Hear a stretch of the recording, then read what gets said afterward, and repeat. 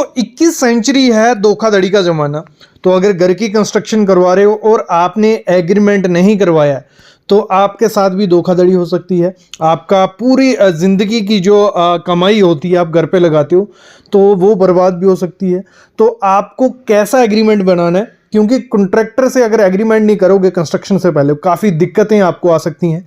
और आज की वीडियो में मैं आपको दिखाऊंगा कि आपका एग्रीमेंट कैसे आपको बनाना है, क्या क्या चीज़ें मेंशन उस पर करनी होती है, और आपको इसी एग्रीमेंट की हेल्प से पता चलेगा कि घर की कंस्ट्रक्शन में क्या चीज़ें इंपॉर्टेंट है, क्या क्या चीज़ें ध्यान देनी होती हैं। तो मेरे ख्याल में एक सिविल इंजीनियर के लिए या जो अपनी घर की कंस्ट्रक्शन करवा रहे हैं, एक ठेकेदार के लिए, बिल्डर के लिए, हर बंदे के लिए ये वीडियो इंपॉर्टेंट होने वाली है, क्योंकि इसमें मैं एग्रीमेंट आपको शो करूंगा और कंस्ट्रक्शन कॉस्ट कैसे निकालते हैं, रेट कैसे निकलेगा, आपको कॉन्ट्रैक्टर को पे कैसे करनी है, ब्रिक की रेशो, प्लास्टर की रेशो, क्या क्या काम इंक्लूड होता है, क्या एक्सक्लूड होता है, सब चीज़ें इसमें पता चलने वाली है। तो आपको वीडियो को कंप्लीट देखना है क्योंकि इसमें नॉलेज आपके लिए है।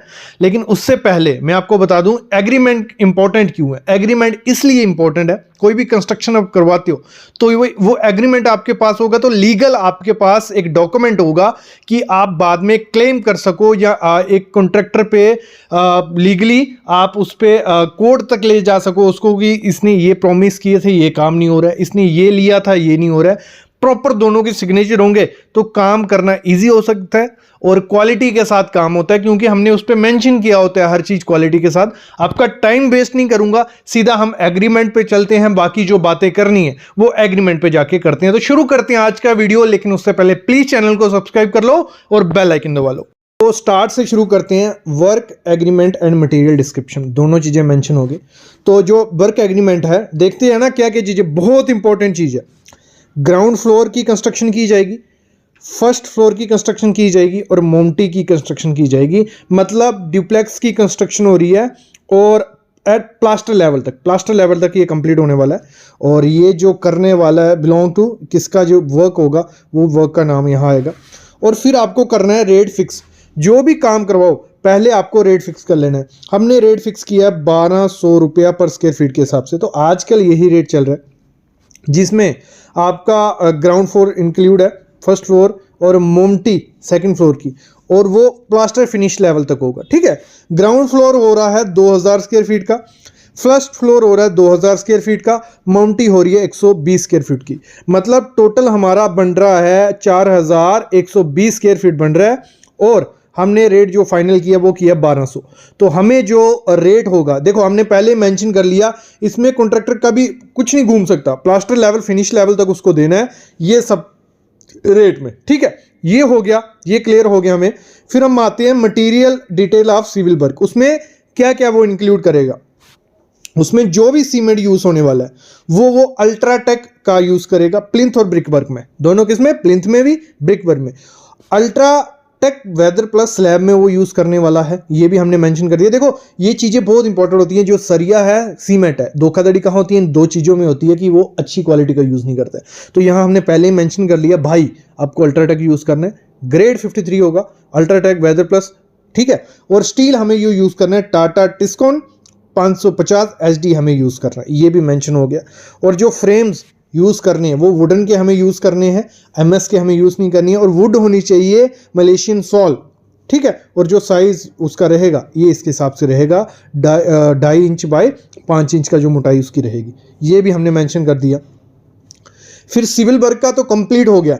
फिर आते हैं हम जो हमारा मटेरियल वर्क है। और ये मैं चीज़ें आपको इसलिए बता रहा हूँ, एग्रीमेंट में ये चीज़ें मेंशन करनी होती है। ये तो कुछ चीज़ें होगी, आपको जो चीज़ें पता है, जो आप एक कॉन्ट्रैक्टर से डिमांड करते हो वो सब चीज़ें आपको मेंशन करनी है। देखो इसमें आगे हमारा जो हमारा इंटरनल वर्क रहेगा, उसमें जो इलेक्ट्रिक फिटिंग रहेगी हमारी, वो एंकर की हैवी पाइप्स यूज़ की जाएंगी। एंकर कंपनी की पाइप्स होनी चाहिए, कंड्यूट पाइप्स। और लाइट पाइप्स जो रहेंगी जो वॉल में हमारी जाएंगी। और बॉक्स जो रहेंगे, मॉडुलर बॉक्स जो रहते हैं वो एंकर के यूज़ होंगे, मॉडुलर यूज़ किए जाएंगे। ये चीज़ें मैं मेंशन कर ली, आप इसमें और चीज़ें जो ऐड कर सकते हो वो कर सकते हो। फिर जो सैनिटरी पाइपिंग रहेंगी, एस्ट्रल या सुप्रीम कंपनी की यूज़ की जाएंगी। CBBC और PVC इंटरनल के लिए। सप्लाई के लिए आपको ये पाइप यूज़ करनी है। जो रिंग रहेंगी रिंग वर्क के लिए CPVC की। और मेन फ्लो के लिए 6 इंच पाइप इन्होंने यूज़ की गई है और 4 inch top to ground floor. तो ये ठीक है, अपने हिसाब से आप इधर 8 इंच भी कर सकते हो, 6 इंच यहाँ कर सकते हो, वो डिपेंड आप पे है।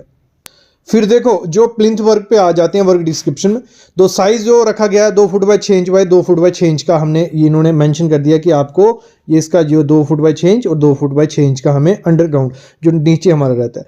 फिर जो ऊपर आएंगे तो आपको मिनिमम 2 फुट बाय 6 इंच का देना ही देना है, बाकी जो हमारा रोड का होगा उस हिसाब से हमें उसका रखना है। कॉलम फुटिंग आपको 3 बाय 6 इंच की।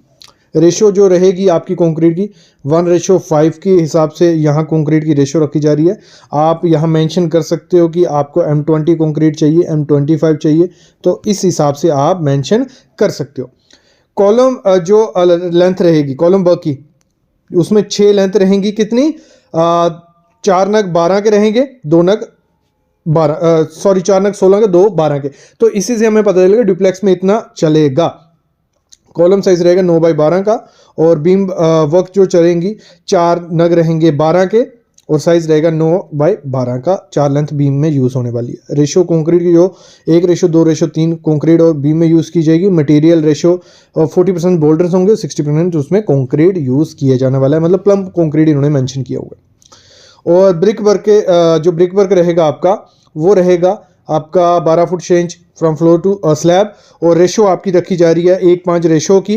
लिंटल वर्क में 4 लेंथ इसमें, फिर window top of window frame और साइज ऑफ लिंटल ये रहेगा। तो ये पूरी देखो ये चीज़ें मेंशन करनी होती हैं, क्योंकि आपने ठेका कर दिया, थोड़ी थोड़ी चीज़ें आइटम इंक्लूड की और काम शुरू कर दिया, तो बीच में कॉन्ट्रैक्टर घुमा सकता है। यहाँ आपने अगर पूरा मेंशन किया है कि मेरे को स्लैब जो चाहिए, स्लैब वर्क 5 इंच की स्लैब होगी, रेशो ये रहेगी, स्टील वर्क ऐसी स्पेसिंग इतनी रहेगी, 10 mm का बार रहेगा, और इलेक्ट्रिक वर्क ये सब मेंशन की होगी, तो वो कहाँ घूमेगा, घूम ही नहीं सकता वो।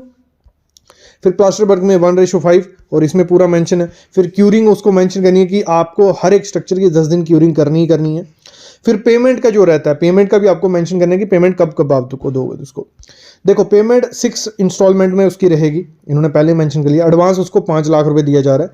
फिर जैसे कंप्लीशन होता है प्लिंथ वर्क और ब्रिक वर्क स्टार्ट होता है ग्राउंड फ्लोर का, 5 लाख फिर दिया जाएगा। जैसे ब्रिक वर्क और शटरिंग स्टार्ट होती है ग्राउंड फ्लोर की, 5 लाख तब दिया जाएगा। जैसे स्टार्ट होता है ब्रिक वर्क फर्स्ट फ्लोर का, 5 लाख तब दिया जाएगा। जैसे स्टार्ट होता है शटरिंग और उसका, फिर 5 लाख तब, फिर 5 लाख तब। तो पूरा मेंशन उसमें किया हुआ कि आपको इस हिसाब से इंस्टॉलमेंट में आपको मिलने वाली है पेमेंट। तो इसमें हर एक स्टेप पे उन्होंने 5-5 लाख का वादा किया। आप जैसे मर्जी कर सकते हो, आप पहले थोड़ा रेट एनालिसिस कर लीजिए कि इतने पहुंचने तक उसका इतना खर्चा होगा कि नहीं होगा, तो ऐसे ऐसे आप एक शेड्यूल बना लो और उसके हिसाब से उसको पैसा दो। फिर आपको एक मिसलेनियस रखने हैं, इंपॉर्टेंट पॉइंट्स रखने हैं, और एक्स्ट्रा वर्क जो भी होगा वो एक्स्ट्रा पेमेंट के साथ होगा। टाइम ड्यूरेशन मोस्ट इंपॉर्टेंट चीज़, घर के एग्रीमेंट में टाइम ड्यूरेशन मस्ट रखना। 7 से 8 महीने में हमें काम मिनिमम ख़त्म करना है। ये टाइम ड्यूरेशन बहुत इंपॉर्टेंट चीज़ होती है, ये मेंशन करनी ही करनी है। फिर देखो यहाँ लिखा है जो सेप्टिक टैंक होगा उसमें साइज और मटेरियल और विदाउट आरसीसी, ये मेंशन आपको कर लेना है क्योंकि ये इंक्लूड नहीं होता रेट में। जो बाउंड्री वॉल होगी वो आपको स्टेयर हाइट रखनी है, देखो 5 इंच विदाउट गेट स्टेयर, और किसी के हिसाब से ये आपको मेंशन करना है, ऑनर कॉन्ट्रैक्टर रहेगा। फिर यहाँ पे नीचे आपको दोनों के साइन लेने हैं, यहाँ आपका साइन रखिए, यहाँ उसका, और 1-2 साथ में जो आपके सबूत रहेंगे उनका साइन करवा लीजिए। तो ये बेसिक था, ये जो एग्रीमेंट है बेसिक एग्रीमेंट है। इस हिसाब से आपको एग्रीमेंट बनाना है। बताने का मुद्दा ये था कि आपको हर चीज़ मेंशन करनी है शुरू से लेके एंड तक। पहले एग्रीमेंट के लिए बारे में 3-4 दिन सोचिए क्या क्या चीज़ें इंक्लूड करनी है, किसी से पूछिए, थोड़ी एग्जांपल लीजिए, गूगल में मिल जाएगा, यूट्यूब में मिल जाएगा। पूरा अच्छी तरह एक एग्रीमेंट बना के अपने कॉन्ट्रैक्टर को दो, उसके सिग्नेचर लो, जो चीज़ें बात होती हैं करके फिर एग्रीमेंट करो। बिना एग्रीमेंट के काम इस समय मत करना, क्योंकि काफ़ी दिक्कत, काफ़ी लोग 10 में से 5, मैं बोल रहा हूँ, देखो कॉन्ट्रैक्टर को ना कोई हम ना उस पर ब्लेम कर रहे हैं कुछ, 10 में से 3-4 कॉन्ट्रैक्टर निकलते हैं ऐसे जो काम छोड़ के आपका भाग सकते हैं।